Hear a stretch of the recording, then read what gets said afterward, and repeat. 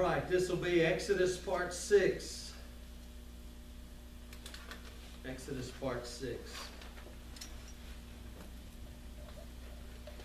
Last week we dealt with that discouragement. Today we are going to get into the plagues. And I just got a little note by the rod of Moses, by the staff of Moses. But let me go and read. Starting in Exodus 7, verse 14. And the Lord said unto Moses, Pharaoh's heart is hardened, and he refuseth to let the people go. Get thee into Pharaoh in the morning, lo, he goeth out into the water. Thou shalt stand by the river brink against thee come, the rod which was turned into a serpent shalt thou take in thine hand. Thou shalt say unto him,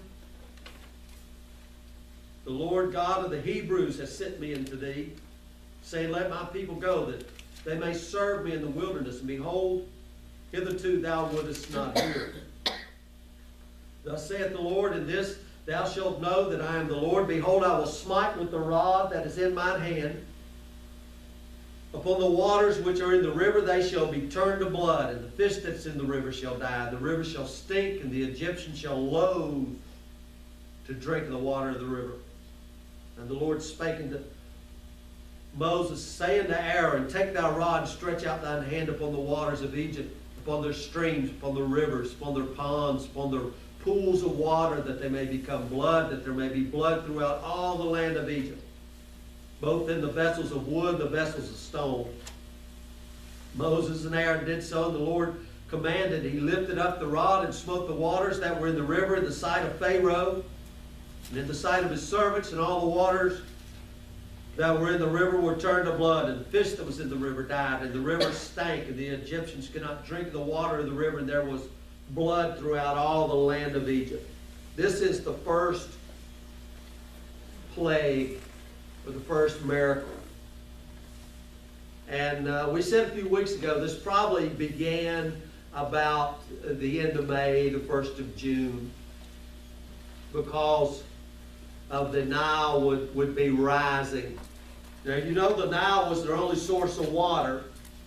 They don't have the Nile River, they're a desert.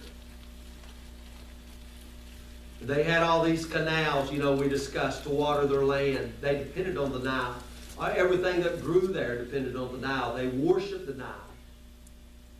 It was a sacred deity to the Egyptians. It was a god. So Pharaoh would go to the Nile at certain times of the year to worship.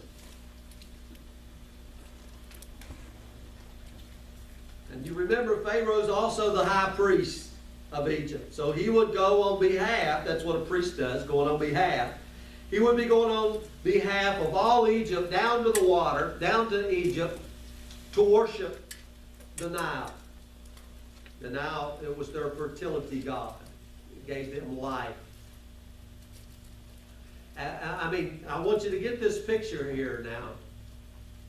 Pharaoh and his train of servants and the under priest are all headed down to the water. They get next to the bank, and here comes Moses. Remember how Moses looked. He's just the old shepherd with that shepherd's staff in his hand. And Moses is suddenly standing in the way. Can you feel the tension? We got a great parade going on here. It's like our Christmas festivities are going on. Or I could say it this way. Think about the president going to the tomb of the unknown soldier to put a wreath on the tomb. And Moses gets in the way and interrupts the ceremony. It's like, what are you doing? It's a big day. Got this, in the middle of this big day, a shepherd with a staff in his hand and his brother, and he says, You're going to know that the God of the Hebrews has spoken. And he upsets the whole ceremony. Every priest that was there was in a fit. Pharaoh, you're going to know that God is Jehovah. And he calls on Aaron to strike the waters of the Nile. They turn to blood. Now this showed that their fertility god, the Nile, was in complete subjection to Jehovah. It makes a point to tell us that all the fish in the water died. We know also that the Egyptians worshiped the crocodiles. Well, they all died. Crocodiles don't breathe blood. They can't live, so they died too. So I want you to get this picture. It's very embarrassing when your God dies. You know what I mean? Very embarrassing. We got this big ceremony going on. We've been doing this for 1,000 years, and now everything's blood. I mean, you feel the devastation here. Not just the Nile turning to blood, but the smashing of one of the greatest sources of idolatry in Egypt. Blood is universally the symbol of death. The Nile was their god of life. And God turned to their life and said, he's dead. And by worshiping the Nile as life, you've placed yourself in death. It also destroyed their water supplies. I'm just giving you the natural here. Even their reservoirs were turned to blood. Their pots of water, their bathtubs, everything in their canteens, all their bottled water, everything was blood. The fish was destroyed. That was the main source of their food. And if you'll look, this went on for 7 days. 7 days, every stream in Egypt ran blood. Every time they looked into the pot, saw blood. Every time they saw the Nile, they were reminded Jehovah is God. You see what I mean? Everywhere they were reminded. Now, I don't know if you guys are history buffs, but you know there's a lot of scientists trying to explain away the Red Sea turning to blood. Some say that it was a red dust that got in there, and you've heard all these stories, I'm sure. Some say it was some red algae that got in there. But truthfully, there is a red algae that gets in the Nile. It still happens today, this red dust and all that. But they never explained why all the fish died. They never explained the mighty stink that came from that. So whatever happened on this occasion caused everything in the Nile River to die.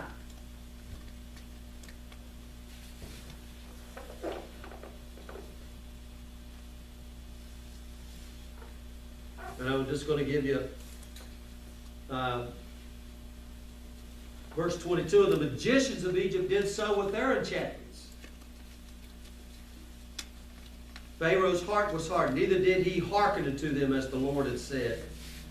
Now, I want you to notice that. I mean, here's the witches, the magicians, the occult. They joined in the fight against God. Now, I wonder what they did. I just wonder, you know, all the water's already turned to blood. What are they going to do? They're going to turn it into blood again? It's already blood. But yet, they're going to join the fight against God. And look at this little section.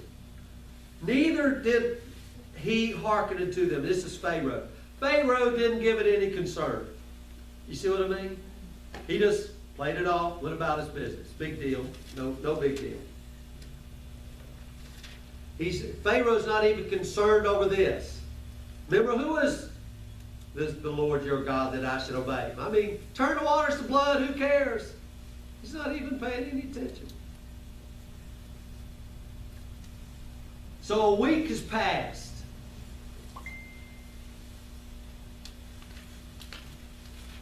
We're getting ready to come up. That was plague number 1. We're getting ready to come up on plague number 2.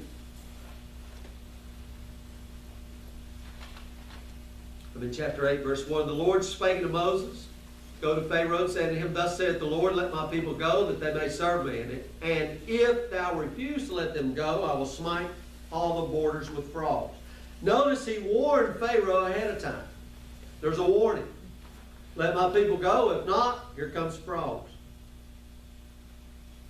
Now the Nile turning to blood wasn't any warning. Moses just showed up, raised the rod, boom, it's all blood. Here we get a warning.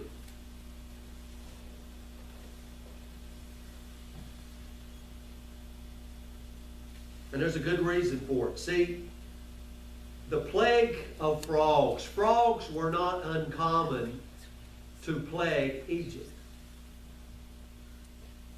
It happened often, especially when the Nile rose, right? Flood time. So they would have a lot of frogs. So the reason for this warning is so they would know it's no coincidence. I want you to know what's about to happen here. I said it and it'll be so. So God has smashed their fertility god in the Nile River. He's turned it to blood. And then the frogs come from the Nile. So that Egypt's god of the Nile here is helpless. And again, frogs were sacred in Egypt. They worship about everything. Reminds me of India. They had a goddess, and you can see this on Egyptian hieroglyphics. She has the body of a woman and the head of a frog. I think I know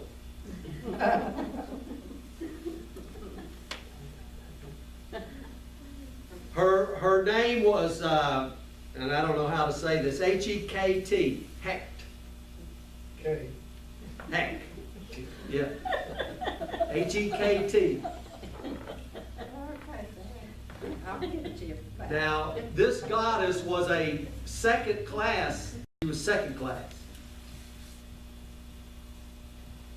But she was a goddess that they worshiped. Now they got frogs everywhere. I mean, frogs everywhere. Every croak, every ribbon, every hop, they're saying Jehovah is God. They can't walk for these frogs.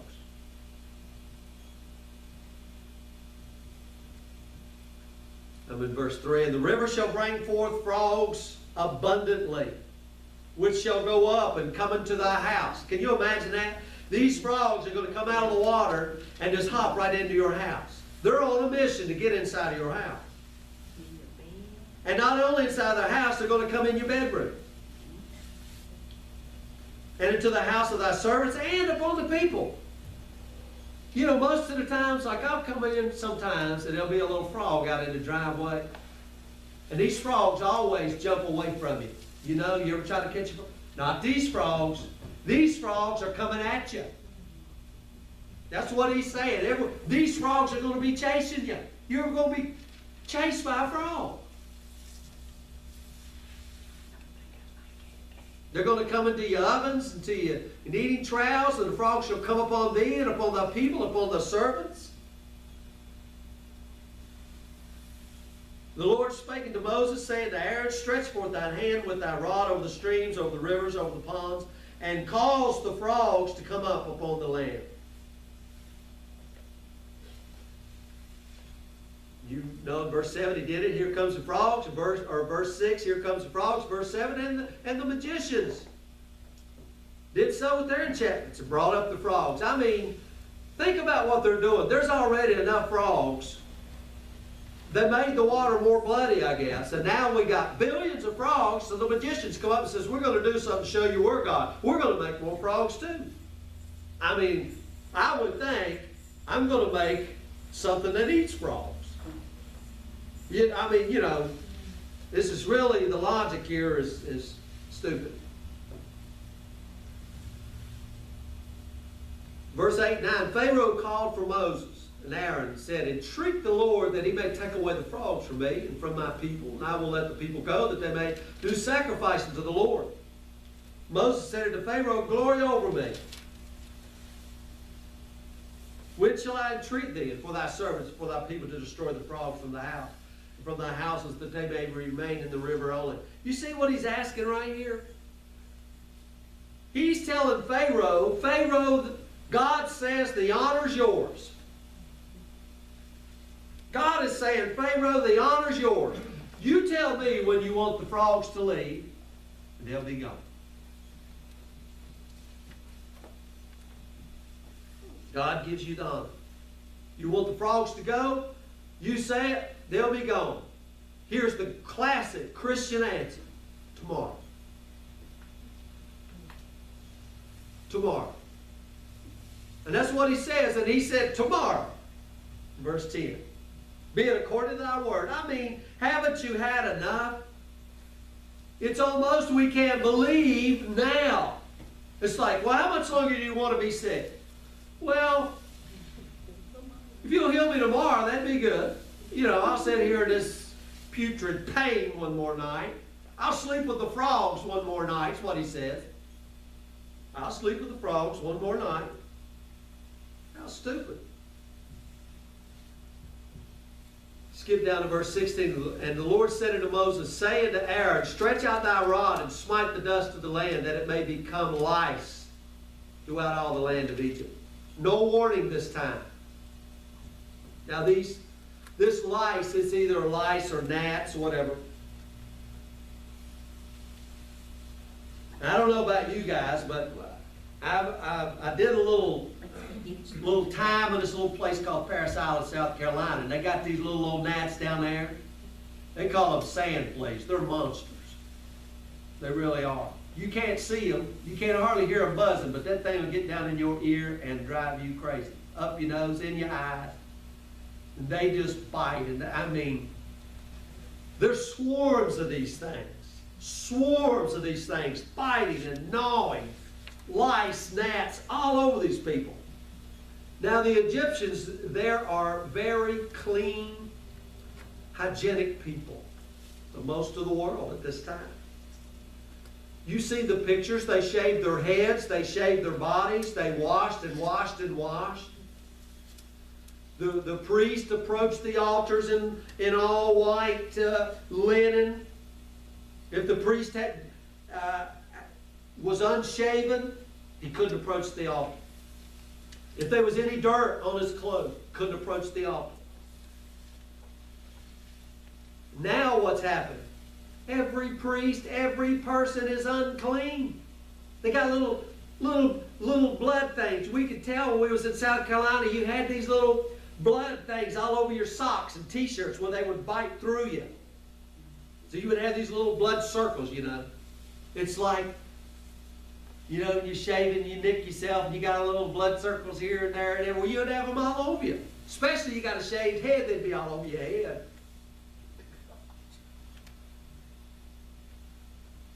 Now the priest is unclean. And how are they made unclean? They're made unclean by God. So all the worship of all the idols in Egypt have now ceased. They can't even go out and worship.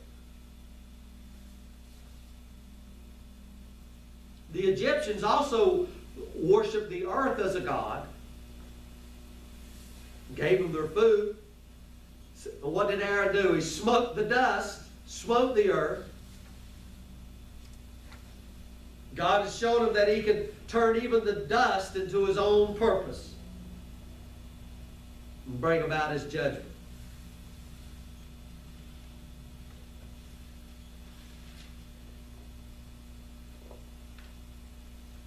And then, I'm skipping down to verse 19. Then the magician said unto Pharaoh, this is the finger of God.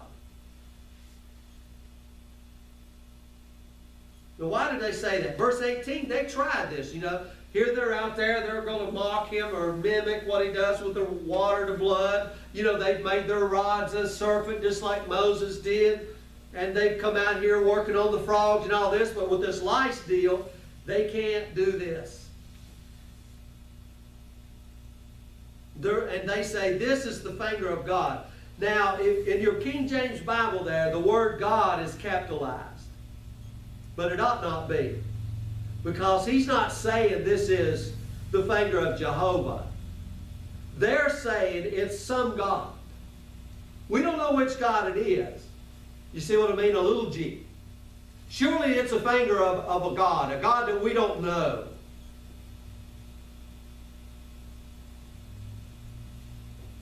A God that we're not sure of. And here, you know, the magicians, that they can only go so far. God has said, no more.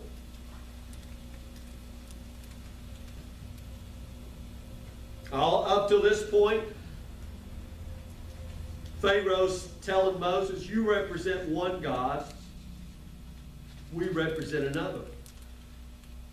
How, the question, who is the Lord that I should obey him? How's your God better than ours? Now they've come to the place where they can't duplicate these things anymore. And they explain themselves. This is the finger of God. But again, it's the small g. This is one of the other gods. I think of Paul, one of the unknown gods that you don't know. The magicians are saying, this is one of the other gods that's stopping us. Something's in the way. We don't know what it is yet. Pharaoh's heart was hardened.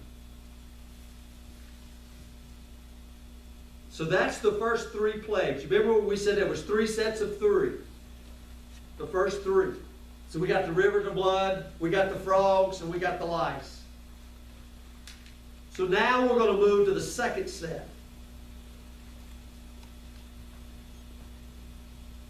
Something takes place here in the second set. Now, see, these plagues took place in all of Egypt, included Israel. But now there's going to be a distinction made. Israel lives in Goshen. None of these plagues are going to be affecting them in Goshen. Can you imagine that? None of the plagues are going to affect them in Goshen. Only in Egypt.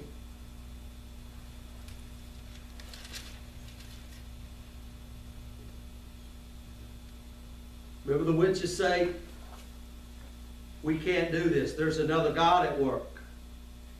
Some other Egyptian deity is interfering, and God says, right, from now on, I'm the God of Israel. And Israel won't be plagued anymore.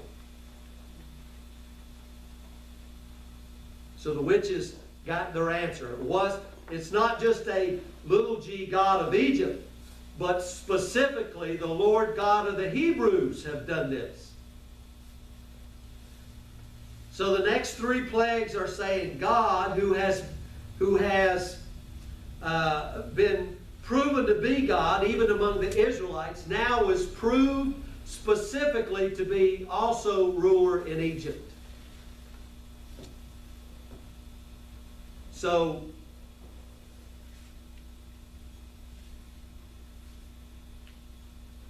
in Exodus 8, verse 20, the Lord said unto Moses, rise up early in the morning, stand before Pharaoh. Lo, he cometh forth to the water, and say unto him, thus saith the Lord, let my people go that they may serve me. Now, remember where Moses first meets him? He's going to the water. Well, now Pharaoh's going back to the water. Now, we know from history that there was 2 great ceremonies in Egypt concerning the Nile River. And this is the second one. So it's about 120 days after the first one. The first one was the rising of the Nile, which took place at the end of May, around June. This one was another plague, or another ritual.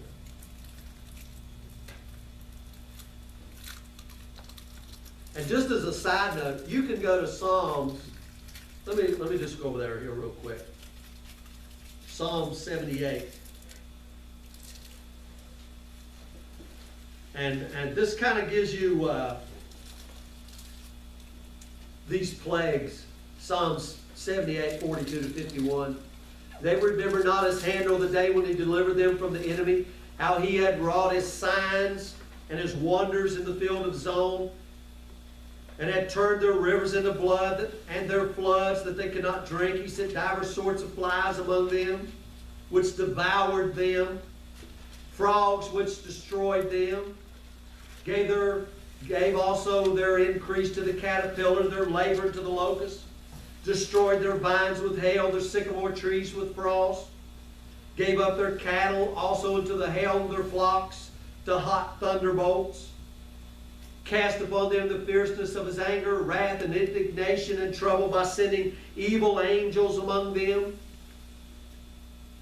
He made a way to his anger. He spared not their soul from death, but gave their life over to pestilence, and smote all the firstborn in Egypt, the chief of their strength, in the tabernacles of Ham.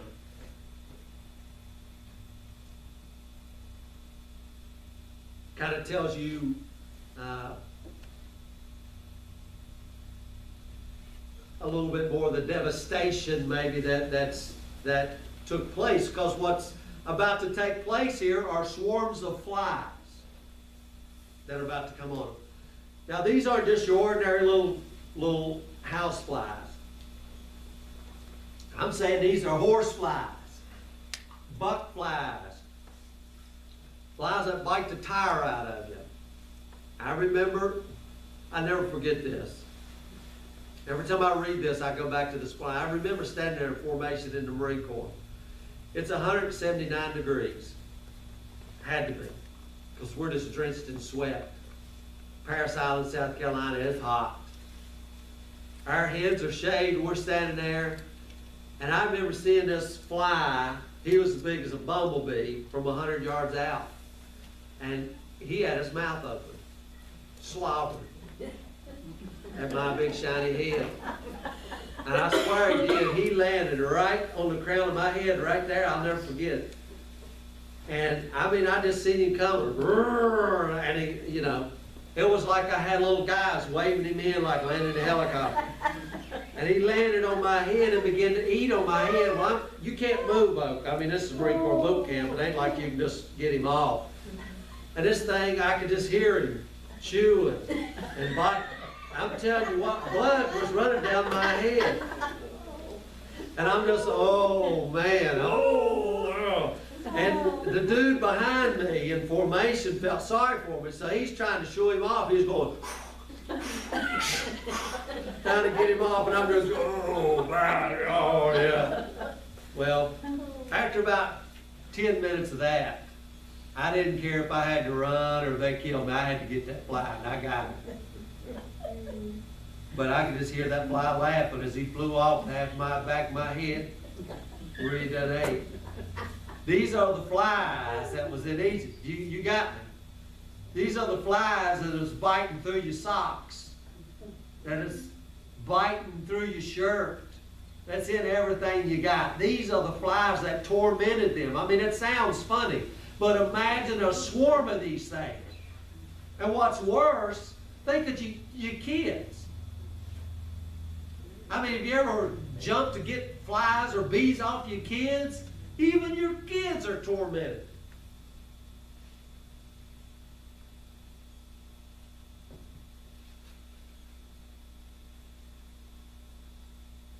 Let me just read you a little bit. He says of the flies, verse 22, I will sever in that day the land of Goshen in which my people dwell, that no swarms of flies shall be there.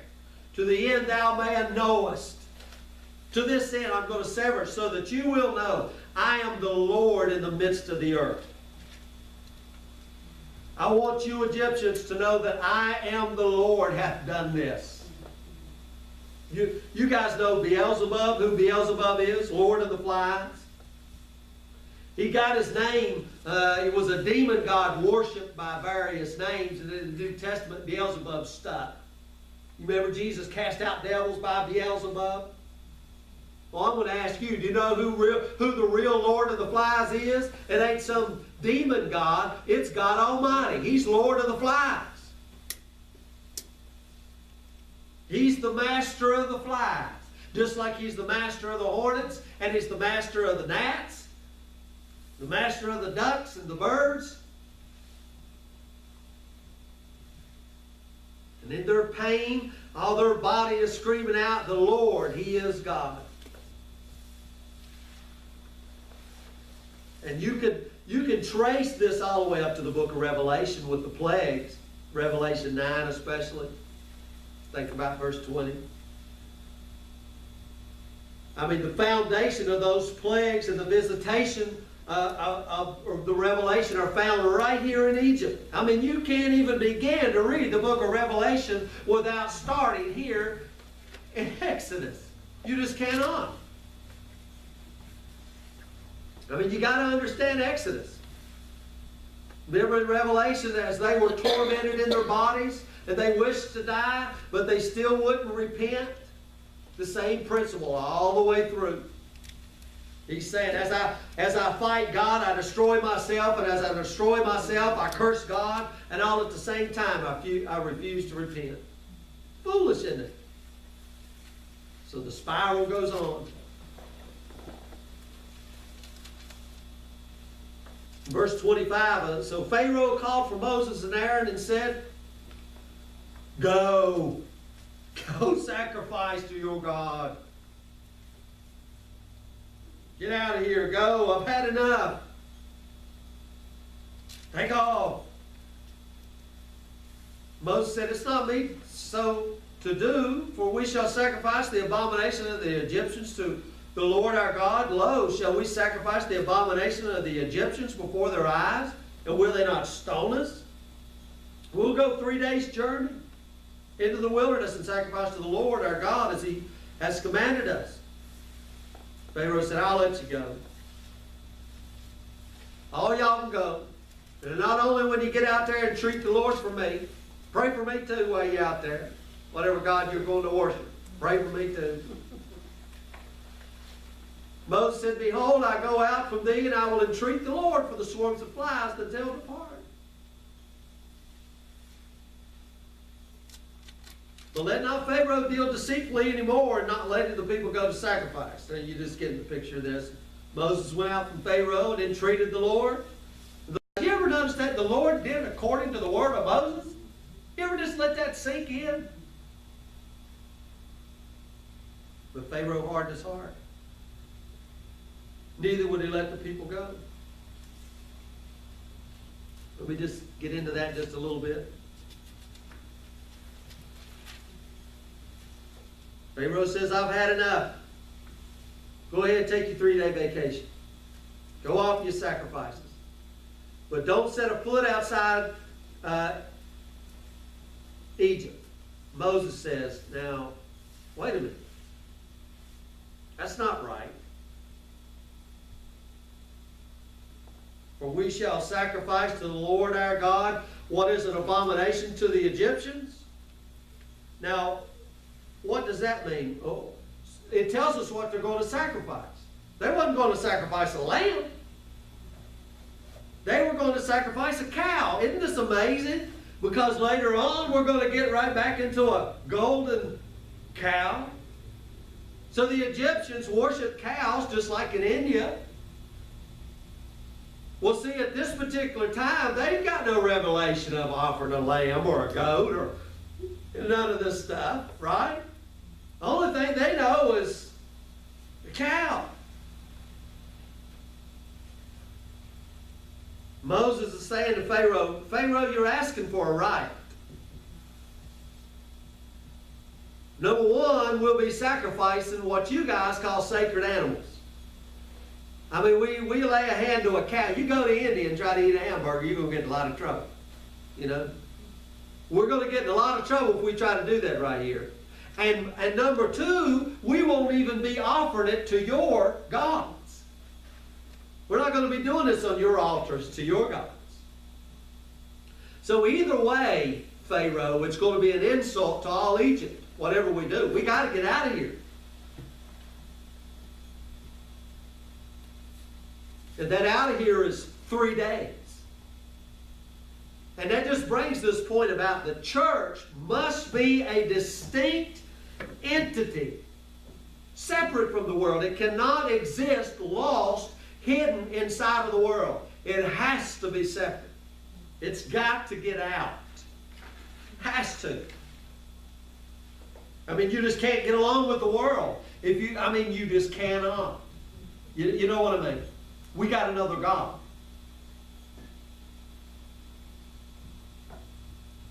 Another God altogether.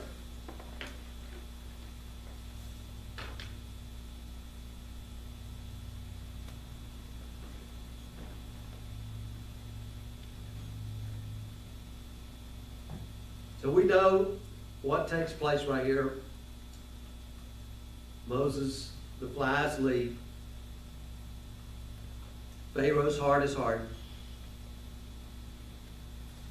In chapter 9, verse 1.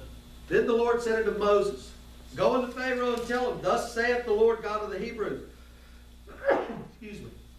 Let my people go, that they may serve me. For if thou refuse to let them go, and wilt hold them still, behold, the hand of the Lord is upon the cattle, which is in the field.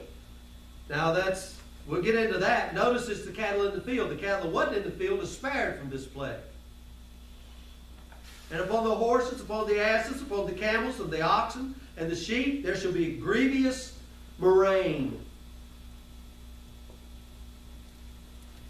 Again, the Lord shall sever between the cattle of Israel and the cattle of Egypt, that shall nothing die of all that's of the children of Israel.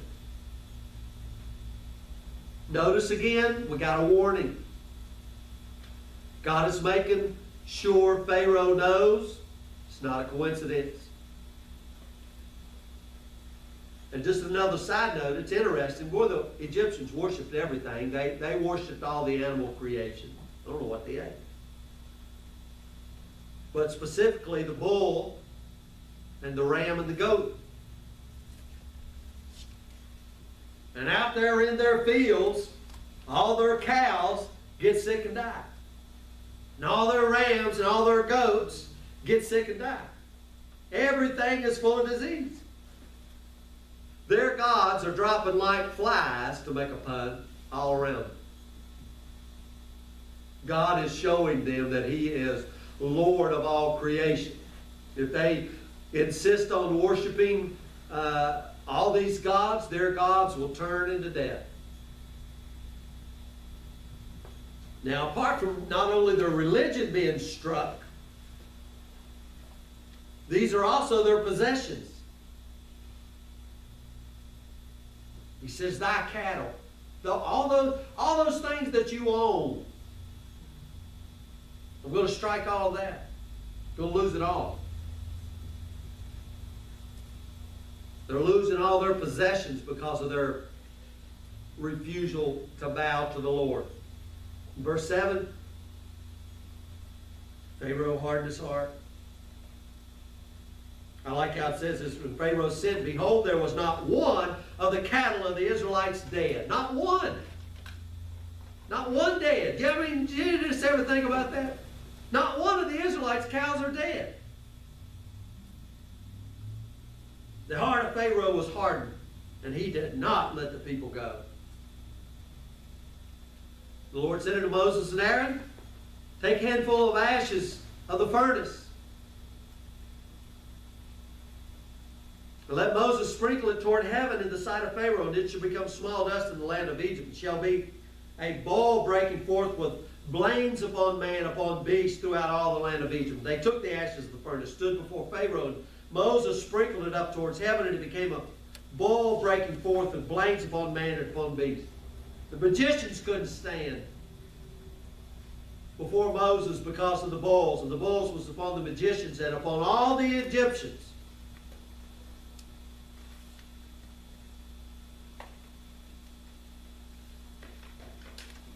Now, we got to look at a couple little words right here. And it says it in the King James, here in verse 8. Handfuls of ashes of the furnace. Some of your interpretation may say the kiln or the kiln or whatever, but it's the furnace. In the original language, there's a definite article there. So there is the furnace. You know, the separates from all the rest. So what is this talking about? And you can check me out on this. My question is, why was Pharaoh next to a furnace? Why would he have been there? You ever think about that? I mean, here's a guy who's high priest. They're clean people. Why would he? I mean, do you ever just go down to the furnace to check it out? You go around the furnace, you're going to get dirty. So why would this high priest, the highest high priest, Pharaoh, be around a furnace? There was a god in Egypt called Typhon. we get our word typhoon from it. And you can check this out. Typhon. He was the God that raged. Okay, you with me? Everything else is peace and serenity, but this God here, we get our word typhoon from it. So you can imagine this God comes all the way up through Greek mythology and all of this. It started right here with the Egyptians. This God was a God who raged. This was a God who demanded the sacrifice of red bulls only. And I'm not talking the drink. And human sacrifice. So the Egyptians here were probably sacrificing humans in a desperate attempt to outdo this Jehovah God. You see what I mean? They're getting desperate. So Moses, I mean, you see this idolatry right here.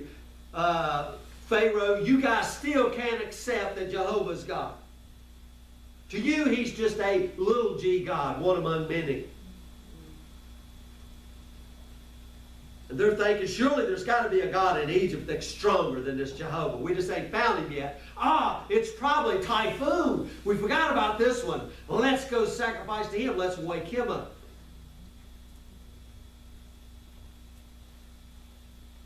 Typhoon, we'll devote ourselves to you if you'll wake up here and strike this Jehovah God down. So Pharaoh would be there by the furnace.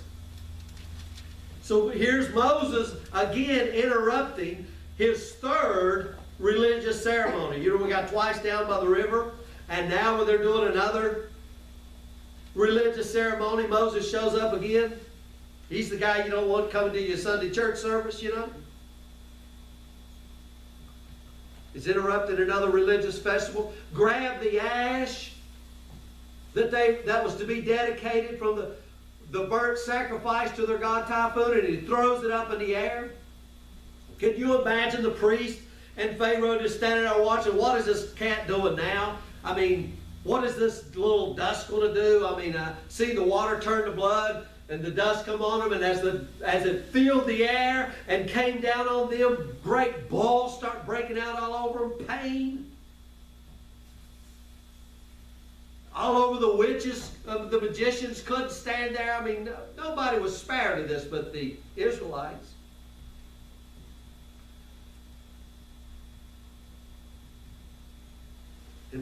God showing their greatest idolatry was useless. God is the only God.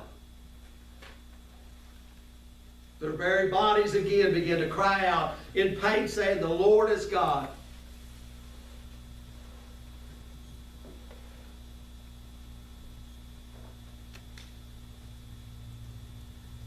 So that was another set of three.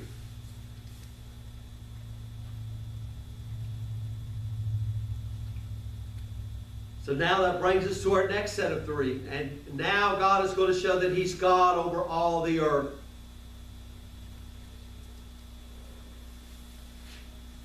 Now in chapter 9, verse 22.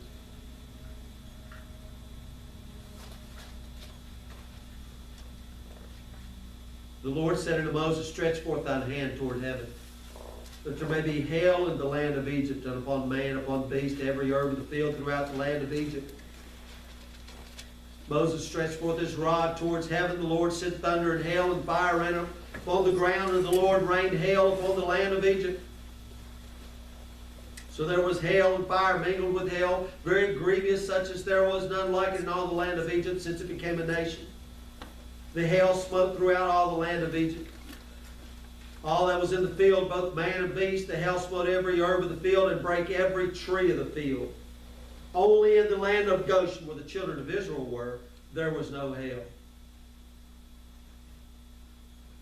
Now, there's kind of a warning here, but you just got to hang with me.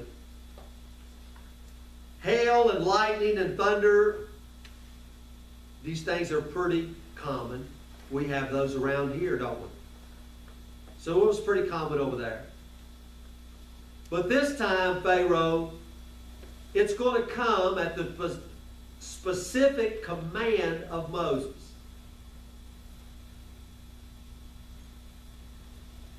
When Moses stretches forth his rod, there'll be your sign. Here it's coming. The Egyptians worshipped the forces of nature. They worshipped everything. God is showing them He's in control of that too. He controls the Nile River. He controls the frogs. He controls the flies. He controls the animals. He even controls the sky. And you know, just as a side note, there's always something about thunder. You know, when the big cracks of thunder, I mean, you always just feel like God's at work. And all through the ages, thunder and lightning has always been seen as God's divine judgment. Now, you can read that story, but in verse 31, and the flax and the barley was smitten, for the barley was in the ear, the flax was bold. That flax there, that's the wheat. The wheat wasn't ruined because it ripens late, but the barley was ruined. That tells us what time of year it was, because that was around, in this particular part of the world now, you can't think how we do. We're in the West. So it would be end of January, early February. That's when the flax and the barley would begin to ripen. Now these guys are getting down where they ain't got many gods left. Now the cattle's dead, and if the cows ain't killed by disease, remember I said all the cows that was in the field, they got killed. Well, now the hail comes through and kills the rest of them. Bust everything down. So now their crops are destroyed. Trees are broken down. I mean, you know, I love to watch old war movies, and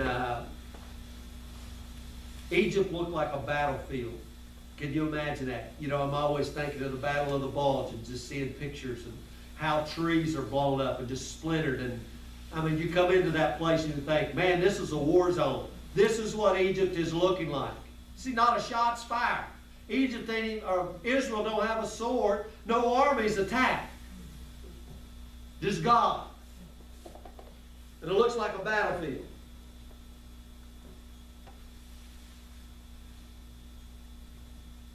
And that brings us to chapter 10. The Lord said unto Moses, go unto Pharaoh, for I have hardened his heart, and the heart of his servants, that I may show these my signs before him, and that thou mayest tell in the ears of thy son and thy son's sons what thing I have wrought in Egypt, and my signs which I have done among them, that you may know how that I am the Lord. Moses and Aaron came into Pharaoh and said unto him, thus saith the Lord God of the Hebrews, how long wilt thou refuse to humble thyself before me? Let my people go, that they may serve me. Else, you refuse to let my people go. Behold, tomorrow I'll bring the locust. They'll cover the face of the earth, that one cannot be able to see the earth, and they shall eat the residue of that which is escaped. In other words, guys, you think you got a little bit left. Right? I didn't destroy the wheat. The barley's gone. You got a little bit left, but I'm telling you, tomorrow the locust is coming. They're going to destroy everything that's left. They shall eat every tree which groweth for you out of the field. Then he says, I'll fill the houses and houses of the servants and the Egyptians.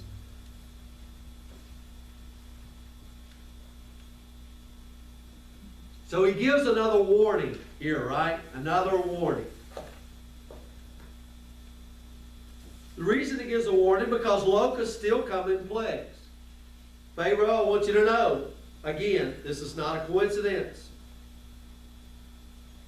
Now, if we skip down to verse 13, Moses stretched forth his rod over the land of Egypt, and the Lord brought an east wind, upon the land all that day and all that night. And when it was morning, the east wind brought the locust.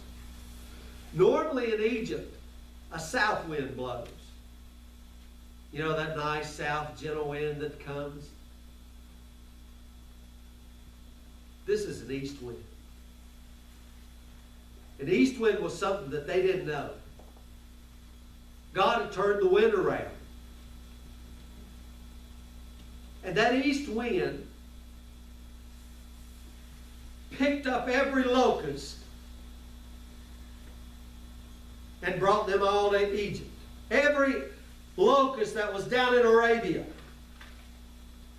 gathered them all up and brought them all to Egypt. And you know locusts, they're devastating. They cover the land. You can't even see the land for them. They cover it, eat everything. And this east wind blew all day, all night, gathering up every locust. You know, I hear the Lord yell, hiss.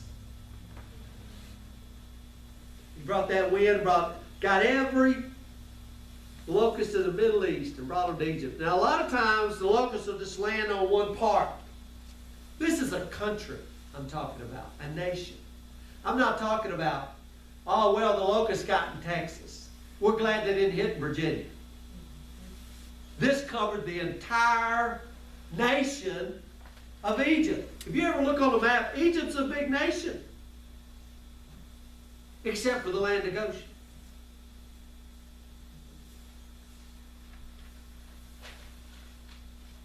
I mean, it would have been something if the locusts would have just came, maybe out of the Nile like the frogs did.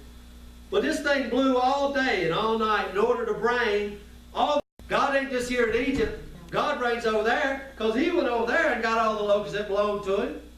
Brought them all over here too. It's bad enough God controls the insects in Egypt. God controls the insects everywhere. So the locusts come. They come from all over. All the locusts come to Egypt. So Egypt, realize you're not dealing with the local God here. You're dealing with the God of the whole earth.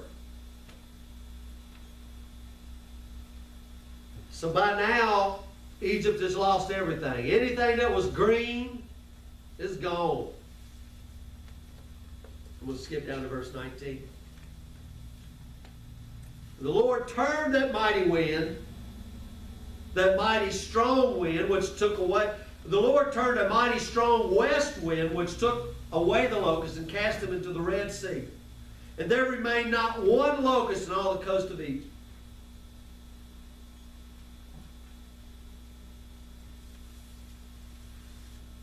So after this plague was over, God shifts the wind. Isn't it amazing? East wind, he shifts it. Mighty strong wind, west, still not the south wind. And he took the locusts and drove them into the Red Sea. And I love that little part. He didn't leave a one. They wasn't so much as a leg left.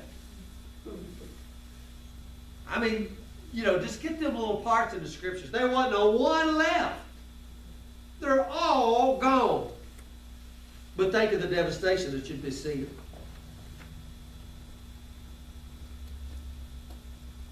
But the Lord hardened Pharaoh's heart so that he would not let the children of Israel go.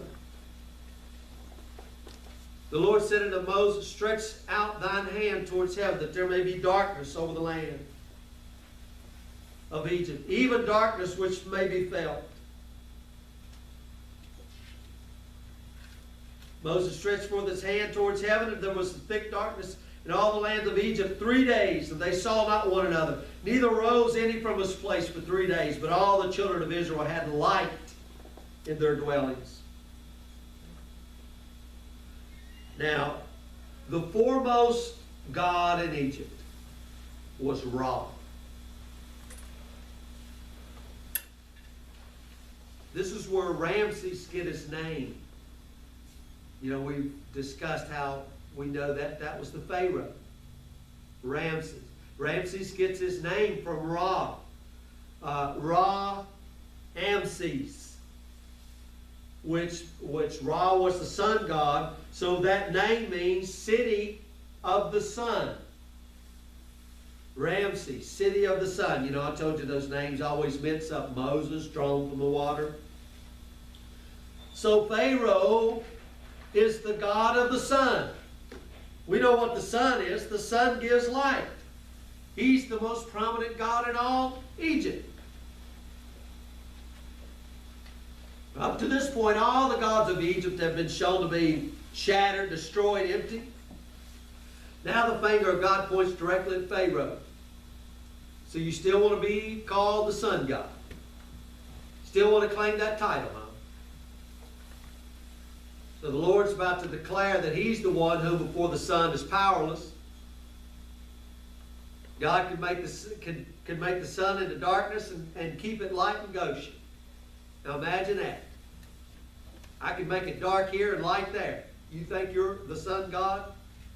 Now, I'm going to tell you something here. It says they felt the darkness.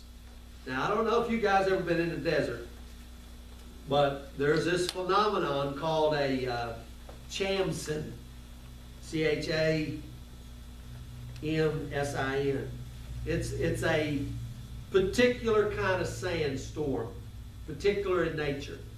And the air gets charged with electricity, draws all the dust and sand up into the air until everything is in utter darkness. You can see them coming. It's a floating darkness everywhere. You can't make it light. The miracle here is it happened at the word of Moses. Now, many miracles have a natural explanation. They do. But this miracle happened on time. It happened at the word of Moses. He called it. A darkness that could be felt. This darkness invaded their homes. It went into every room, every nook and cranny. It went into the basement. It filled the house. So much so, the scripture says right here, they didn't even get out of bed for 3 days. I don't know if you picked up on that. They just laid in the bed for 3 days in utter darkness.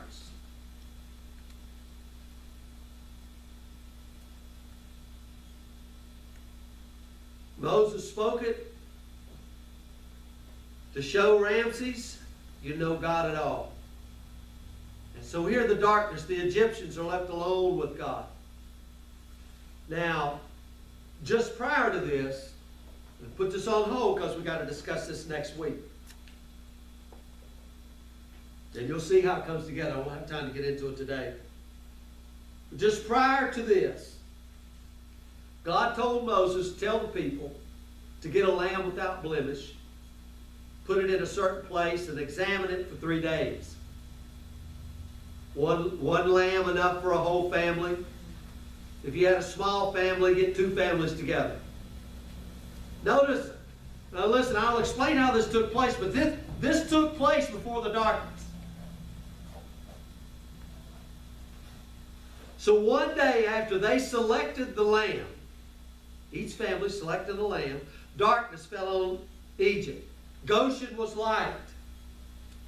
So you see, we got light, we got darkness, we got light. We got a lamb that's been selected. We got the Egyptians alone with God. And at the end of that darkness, after the 3 days, Moses goes to Pharaoh. Now it's the 14th of Nisan or Abib. It's the 14th of April. See, we've come almost a full year. We know what day it was. Moses comes to Pharaoh. Since last June, we've had the plagues. Every time Pharaoh's hardened his heart. Now Pharaoh doesn't even get up out of his palace because of the darkness. Moses goes into Pharaoh. They go in there and try to cut a deal.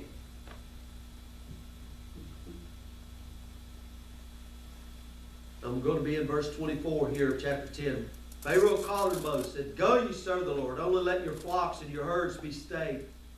Let your little ones also go with you." Moses said, "Thou must give us also sacrifices and burnt offerings, that we may sacrifice unto the Lord our God. Our cattle also shall go with us. There won't be one hoof left behind."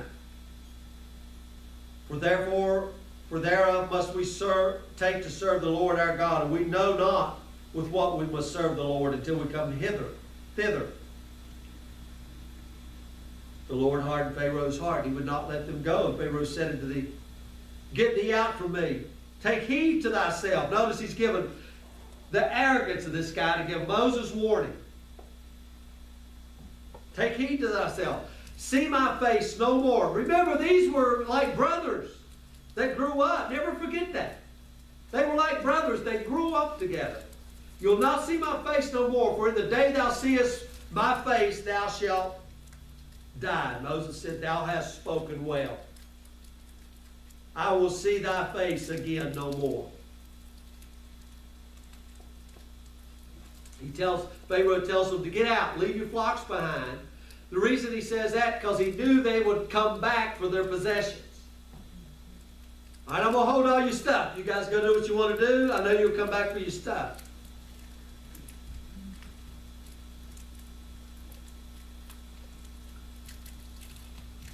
And then he says, You'll not see my face anymore. Moses said, You've well spoken.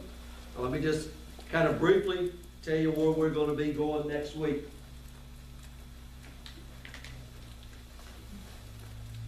So we know we're up to April the 14th here, approximately 3 o'clock in the p.m. Every Israelite male head of the household took that little lamb that had been watched for 3 days and checked to make sure it didn't have any spots or blemishes. And at approximately 3 o'clock, all the Israel cut that lamb's throat. They caught the blood in a basin.